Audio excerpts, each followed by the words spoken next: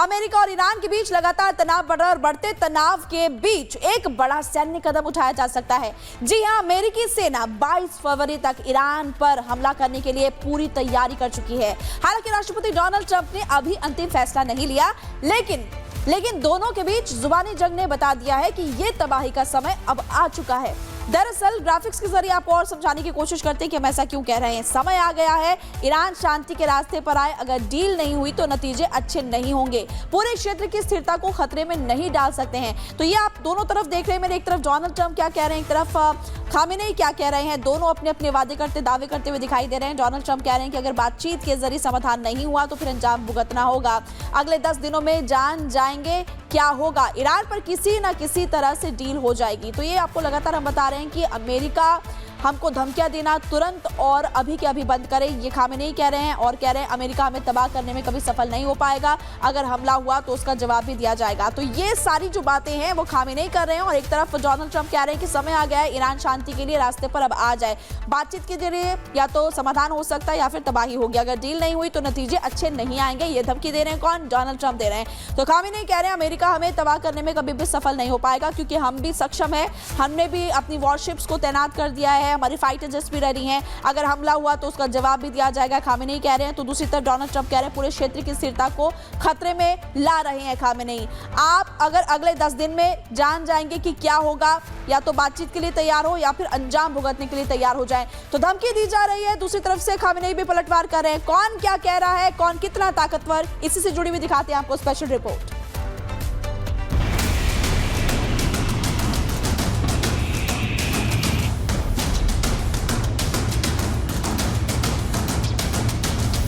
ये दुनिया का सबसे बड़ा युद्धपोत यूएसएस जेराल्ड आर फोर्ड है, जो धीरे धीरे ईरान के करीब बढ़ रहा है। ये दुनिया का सबसे घातक लड़ाकू विमान F-35, F-22 हैं, जो मिडिल ईस्ट में भेजे जा रहे हैं। क्या ईरान और अमेरिका के बीच कभी भी किसी भी वक्त सीधी जंग शुरू हो सकती है? क्या ट्रंप ईरान में सत्ता परिवर्तन करवाकर ही मानेंगे? ये सवाल इसलिए उठ रहे हैं क्योंकि आज अमेरिकी राष्ट्रपति डोनाल्ड ट्रंप ने ईरान को बहुत बड़ा अल्टीमेटम दिया है। ट्रंप ने साफ कह दिया, 10 दिन के भीतर मान जाओ वरना अंजाम बहुत बुरा होगा। That threat nobody could have had. You couldn't have peace in the Middle East. So now we may have to take it a step further, or we may not. Maybe we're going to make a deal. You're going to be finding out over the next probably 10 days. तो सुना आपने, Trump सीधे सीधे Iran को धमकी दे रहे हैं। 10 दिन की फाइनल वार्निंग ट्रंप की ओर से दी गई। इस धमकी के साथ ही ट्रंप ने ईरान को घेरने का प्लान तैयार कर लिया है। ट्रंप ने हाल ही में 50 से ज्यादा advance fighter jets middle east में भेजे हैं, जिसमें F-22, F-35 और F-16 शामिल हैं। इसके अलावा अतिरिक्त नौसैनिक संसाधन, एयर डिफेंस सिस्टम भी भेजे हैं। यानी अमेरिकी सेना ने मिडिल ईस्ट में डेरा डाल दिया है, समंदर में घातक युद्धपोतों को तैनात कर दिया है। मिडिल ईस्ट में अमेरिकी जंगी जहाज उड़ रहे हैं। ट्रंप ने ईरान को घेरने के लिए चक्रव्यूह रच दिया है और ये सब संकेत बता रहे हैं किसी भी वक्त ईरान पर बड़ा हमला हो सकता है। ट्रंप ईरान में खामेनेई शासन का अंत करना चाहते हैं और ट्रंप की धमकी ऐसे समय में आई है जब अमेरिका और ईरान के बीच जिनेवा में बातचीत चल रही है। अमेरिकी दूत स्टीव विटकॉफ और जेडर कुशनर मध्यस्थतों के जरिए ईरान के विदेश मंत्री अब्बास अरगची से बातचीत कर रहे हैं, लेकिन इसी बातचीत के दौरान ही ट्रंप ईरान पर दबाव बना रहे हैं। दरअसल अमेरिका ईरान से उसके परमाणु कार्यक्रम को खत्म करने या उसमें कटौती की मांग कर रहा है। अमेरिका का कहना है रेडियम एनरिचमेंट और बढ़ते भंडार से परमाणु प्रसार का खतरा पैदा होता है, जबकि ईरान का तर्क है कि उसका परमाणु कार्यक्रम सिर्फ नागरिक ऊर्जा और शोध के लिए है, न कि हथियार बनाने के लिए। इसलिए सवाल है, क्या ट्रंप सीधे सीधे ईरान के परमाणु कार्यक्रमों पर हमला कर सकते हैं? क्योंकि जिस तरह से ट्रंप की तैयारी है वो बता रही है मिडिल ईस्ट में कुछ बड़ा होने वाला है। रिपोर्ट में बताया जा रहा है मिडिल ईस्ट में अमेरिका की इतनी बड़ी तैयारी पिछले 2 दशक से नहीं देखी गई थी। ऐसी तैनाती 2023 में दिखी थी जब अमेरिका ने इराक पर हमला किया था।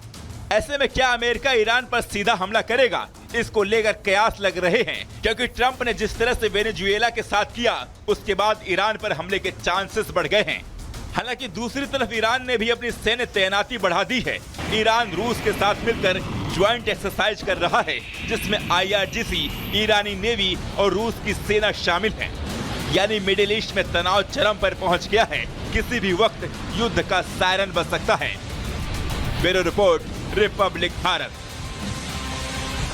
तो इस रिपोर्ट के जरिए आपने देख लिया कि अमेरिका ने सैन्य कार्रवाई की तैयारियां तेज कर दी है, जबकि ईरान स्ट्रेट ऑफ हॉर्मुज में सैन्य अभ्यास कर ताकत का प्रदर्शन भी कर रहा है। हम आपको बताने वाले अब 10 बड़े अपडेट्स कि ईरान में इस वक्त क्या क्या हो रहा है, अमेरिका ने क्या एक्शन लिया है, एक एक करके आपको विस्तार से बताएंगे। Top 10 updates. सबसे पहले बात कर लेते हैं इराक युद्ध के बाद USA की सबसे बड़ी तैनाती इस वक्त दिखाई दे रही है ईरान के आसपास। बता दें आपको कि F-35, F-22, F-15 और F-16 तैनात कर दिए जा चुके हैं। और अपडेट तो यह भी मिल रहा है कि USS अब्राहम लिंकन की ईरान के पास भी तैनाती कर दी गई है। खुद डोनाल्ड ट्रंप ने इस बात की जानकारी भी दी थी। ट्रंप के व्हाइट हाउस में सलाहकारों के साथ भी बैठक इस दौरान हुई और यूएस सेना ने ट्रंप से कहा कि हमले के लिए हम पूरे तरीके से तैयार है, आप बस बताइए, हम तुरंत हमला कर देंगे। अब समय आ गया है कि ईरान को रास्ते पर लाना ही लाना होगा। डोनाल्ड ट्रंप ये दावा कर रहे हैं, बात कह रहे हैं कि या तो बातचीत अब होगी और बातचीत के जरिए समाधान नहीं होता तो हमारी सेना पूरी तरीके से तैयार है। सातवां अपडेट ये है कि अगले 7 दिनों में ईरान पर यूएसए कभी भी हमला कर सकता है। ये जो अमेरिका से जुड़े हुए अधिकारी है, ऑफिशियल्स है, वो जानकारी दे रहे हैं। ईरान पर हमले के लिए ट्रंप के आदेश का बस इंतजार जैसे पूरा होगा उसके बाद एक्शन लिया जाएगा। ईरान पर हमले में इजराइल भी शामिल हो सकता है, इस बात की भी जानकारी मिल रही है क्योंकि हाल फिलहाल में मीटिंग इजराइल के साथ भी हुई है। ईरान के परमाणु और मिसाइल ढांचे पर भी हमला होगा। तो ये टॉप 10 अपडेट्स है कि इस वक्त ईरान में क्या कुछ चल रहा है और आगे क्या हो सकता है और युद्ध की आहट भी तेज बढ़ते हुए दिखाई दे रही है। तो मिडिल ईस्ट में जंग की आहट काफी ज्यादा तेज हो गई और ऐसे में देखिए ईरान पर हमले के लिए अमेरिका तैयार है। डोनाल्ड ट्रंप लगातार यहाँ पर बड़े बड़े दावे कर रहे हैं और इसी दूसरी तरफ हम देख रहे हैं कि खामेनेई भी पीछे हटने के लिए तैयार नहीं है। बताया जा रहा है दोस्त ब्रिटेन उसके साथ नहीं है। प्रधानमंत्री केर स्टारमर ने अमेरिका को मदद देने से इनकार कर दिया है। बड़ा सवाल ये आता है कि क्या अटलांटिक गठबंधन में दरार आ गई है? हम ऐसा क्यों कह रहे हैं, इसी से जुड़ी हुई दिखाते हैं आपको स्पेशल रिपोर्ट।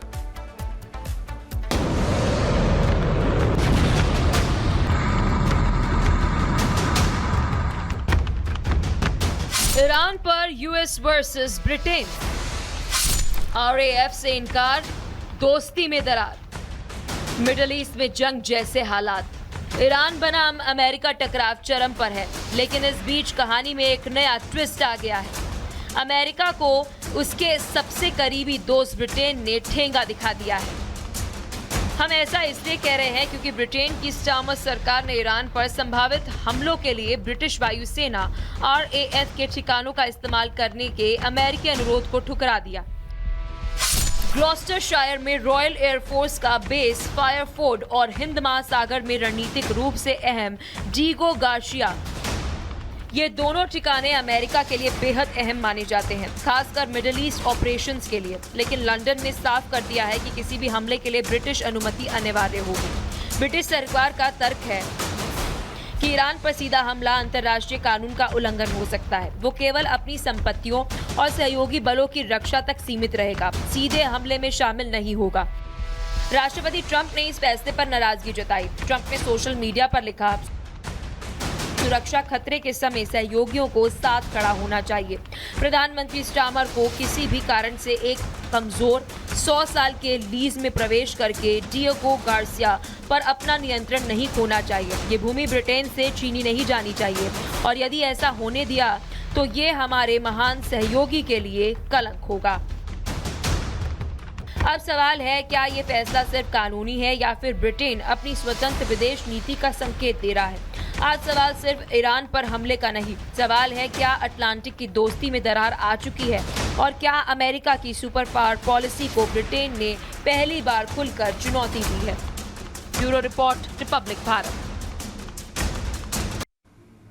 और अब खबर पाकिस्तान से आपको बताएंगे। पाकिस्तान के प्रधानमंत्री शहबाज शरीफ ने ट्रंप की चापलूसी के चक्कर में एक बार फिर से अपना मजाक उड़वा दिया। ट्रंप के एक इशारे पर कुर्सी से उठ खड़े होने वाले शरीफ की तस्वीरें अब सोशल मीडिया पर तेजी के साथ वायरल हो रही है।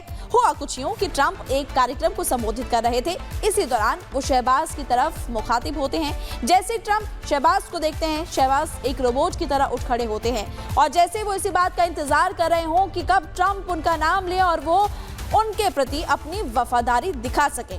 दरअसल वॉशिंगटन में ट्रंप के बोर्ड ऑफ पीस की पहली बैठक हुई, जिसमें कि भिखारी मुल्क पाकिस्तान की तरफ से शामिल होने के लिए खुद शहबाज शरीफ पहुंचे थे। अपने इस दौरे पर शरीफ ने ट्रंप की खुशामद करने के सारे रिकॉर्ड्स तोड़ दिए। शरीफ की वो ऊल जलूल हरकतें अब बता दें कि पाकिस्तानियों के लिए शर्मिंदगी की वजह बनती हुई दिखाई दे रही है, और इसी से जुड़ी विजुअल भी आप देख रहे हैं।